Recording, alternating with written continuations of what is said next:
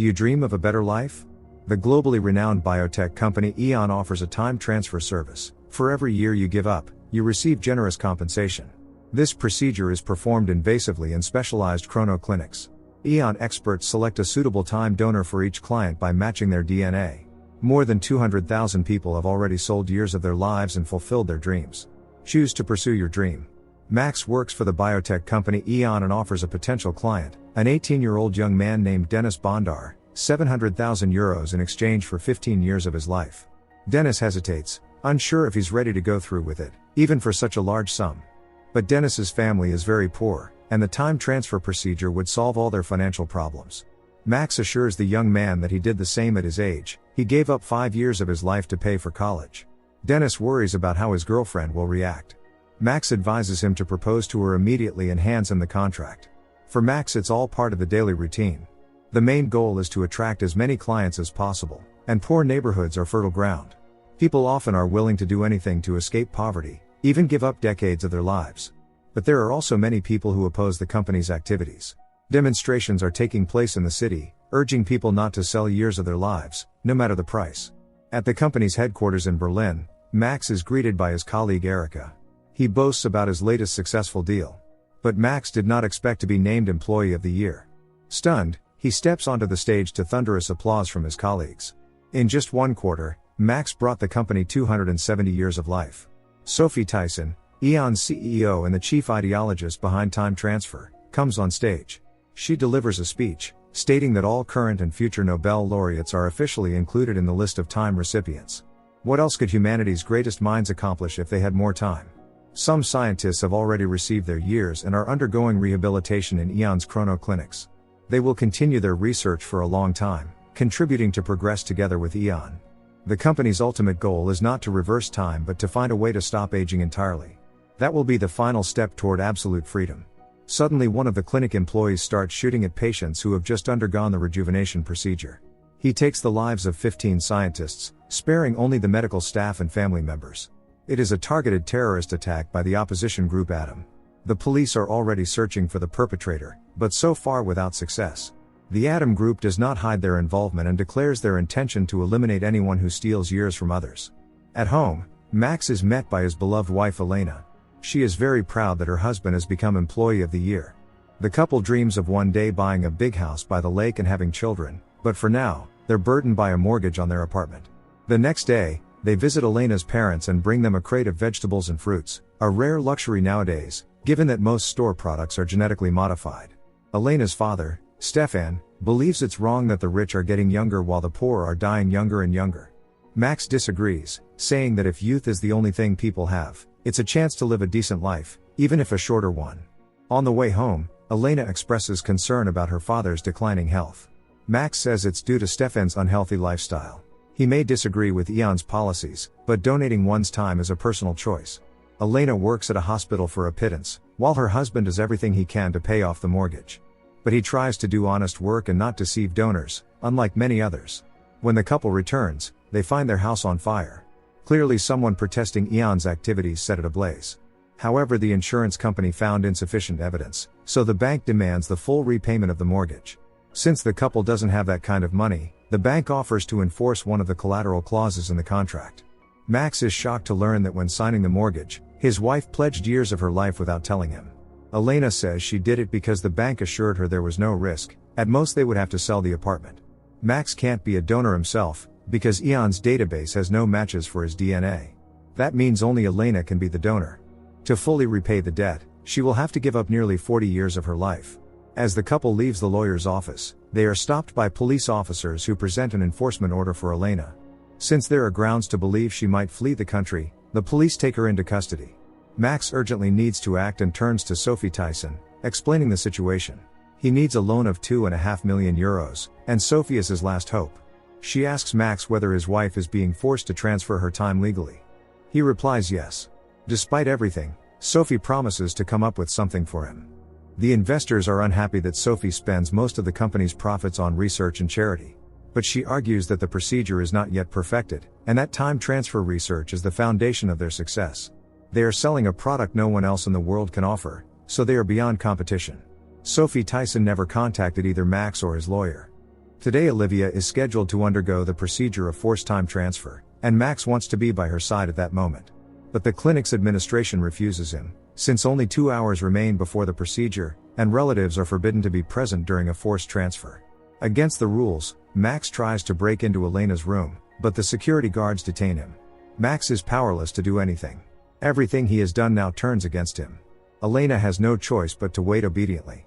By court order, 38 years of her life are being taken, and the equivalent sum will be transferred to the creditors. A thought crosses Max's mind: maybe the members of the opposition group AEON aren't entirely wrong. Elena has nearly 4 decades of her life forcibly taken from her, while she begs anyone to help. But no one does.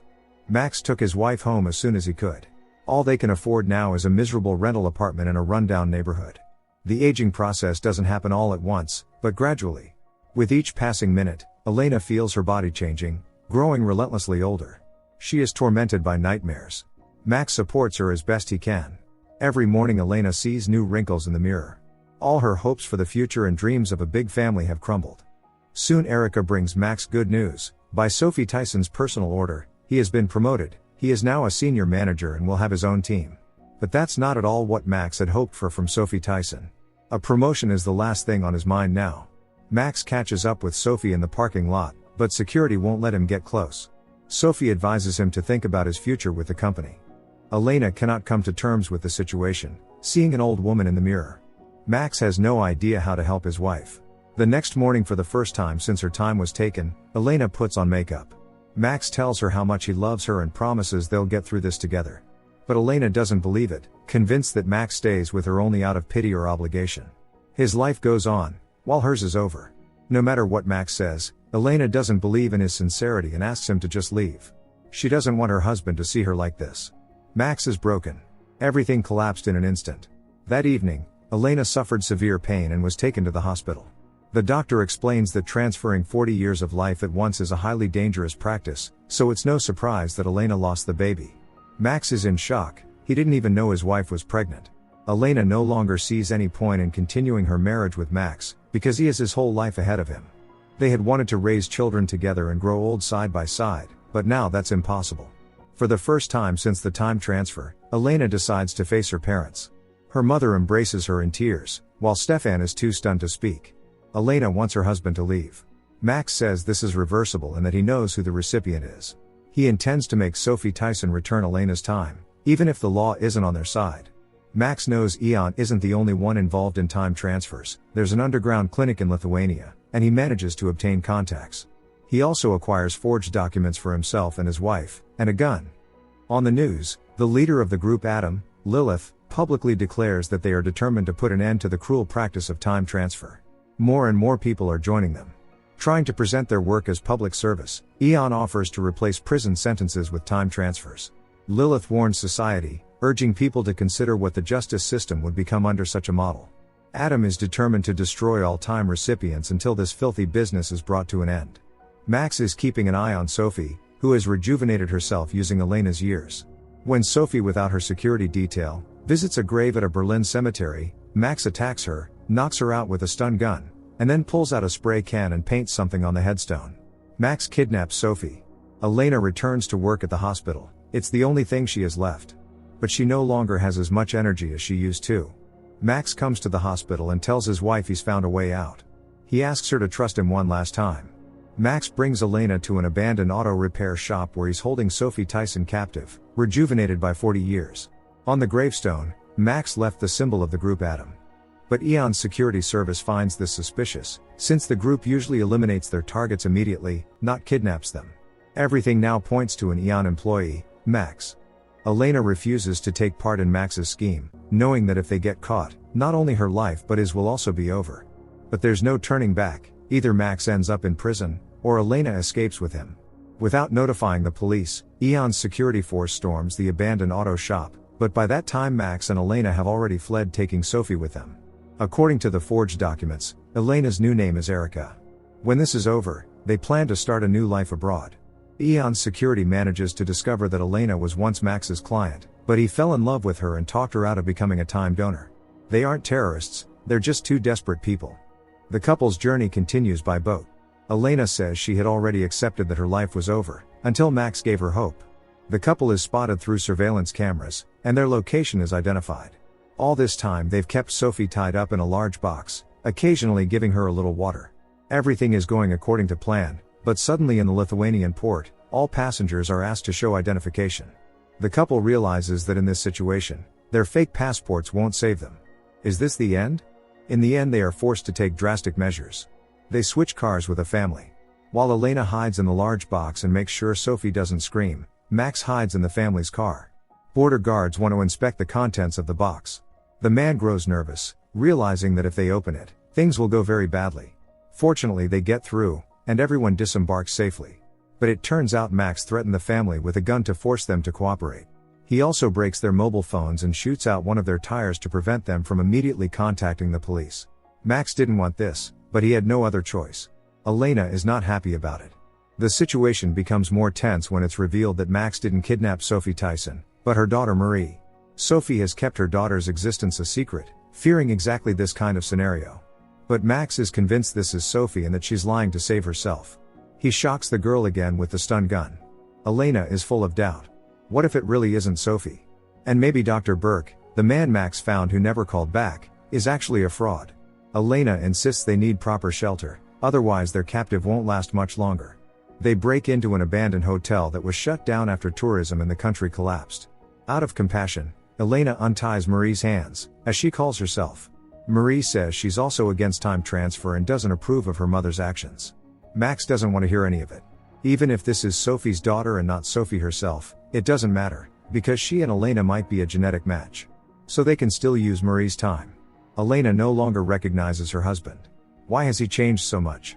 Marie asks her captors for permission to take a shower and tells Max that her older sister Lucy passed away 10 years ago from illness. Sophie never managed to find a suitable donor. Seizing the moment, Marie attacks Max and runs. He chases after her but quickly loses sight of her. The girl runs through the forest but her strength quickly fades. She tries to call for help, but the signal is weak. Unable to see in the darkness, she stumbles into a swamp and cries out in despair. In the end, Elena saves her. Thus Marie ends up back in the hands of her captors. Dr. Burke still hasn't called back, which makes Max increasingly nervous. Elena faces a difficult choice. If Marie really isn't the right person, then Elena doesn't want to know, and the very thought terrifies her. When she saw Marie drowning, all she could think about was that everything might have been in vain. Max assures his wife that they still have a life ahead of them. AEON has already tracked the fugitive's approximate location and plans to use all available resources. At night, members of the ATOM group, led by Lilith herself, break into the abandoned hotel. They tell Max and Elena that the person they're holding hostage is not Sophie, but her daughter Marie. Soon the two opposing forces will clash. But the question is, who will win? Members of ATOM abduct Max, Elena, and Marie. Max insists that they are the victims here, because his wife was forced to give up most of the years of her life. Lilith hints to the couple that it was Sophie Tyson who orchestrated the burning of their home. Elena was the only compatible donor for Sophie in the database, so everything was arranged to force them into a desperate situation. But Lilith feels no pity for Elena, and even less for Max, who for years profited by persuading poor people to sign contracts with AEON. Lilith hands Sophie a gun and gives her a choice, either herself or Marie. Whose life will Elena choose now, considering she was already prepared to take 40 years from Marie, an innocent girl? But Elena refuses to shoot. At that moment, Dr. Burke sends the coordinates to a clinic, valid for only 6 hours. But unfortunately the couple will never make it there. ATOM is using them as bait to capture Sophie Tyson. And it works. Sophie's people arrive, armed.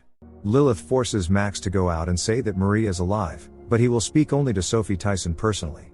Lilith has planned this carefully. Within AEON's security service, ATOM has a trusted insider known by the nickname Judas, someone Sophie Tyson trusts completely.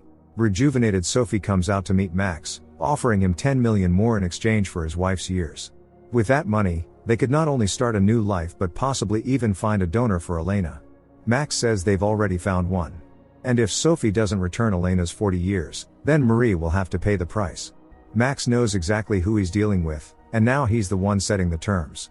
His condition: Sophie must enter the building alone, unaccompanied. However, Sophie's security quickly suspects it's a trap. How else would Max know she would come in person? Suddenly Sophie's bodyguard, the one nicknamed Judas, shoots her, taking her life. For this, Judas pays with his own life. A fierce gunfight breaks out between AEON and the ATOM group. Max manages to escape the crossfire and hides inside the hotel. After a struggle with one of the group members, he emerges victorious and reunites with his wife.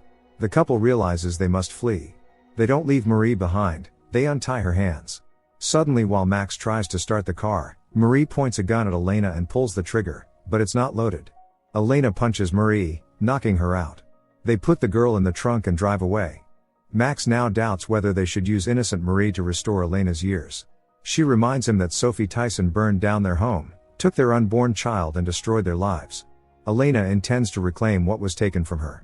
Max tearfully begs his wife to take Marie to a hospital. Elena threatens her husband with a knife, forcing him to exit the car. Max no longer recognizes the woman in front of him, but he obeys. Elena reaches the illegal mobile clinic and watches as the people forcibly extract years from Marie's life. The girl has become just another pawn in someone else's game. But this isn't just any underground clinic. These illegal doctors use impoverished refugees to traffic years of their lives. Elena drives away. Marie stumbles along a nighttime highway, and a bus stops to pick her up. Max reaches the refugee camp. Marie is saved. Sophie, it turns out, is still alive. She had been wearing a bulletproof vest all along. However, her second trusted security officer, Kaya, refuses to continue participating in this. Marie begins to age rapidly. Sophie refuses to give her own years to her daughter, promising Marie that they will find her a donor. Time passes. Elena is pregnant and happy with her beloved, but it's not Max, it's another man. Max joins the opposition group Adam, determined to bring down AEON. He does it not for himself, but for future generations. Don't forget to subscribe to our channel not to miss more exciting new products. Also, the authors will be pleased if you leave your opinion in the comments.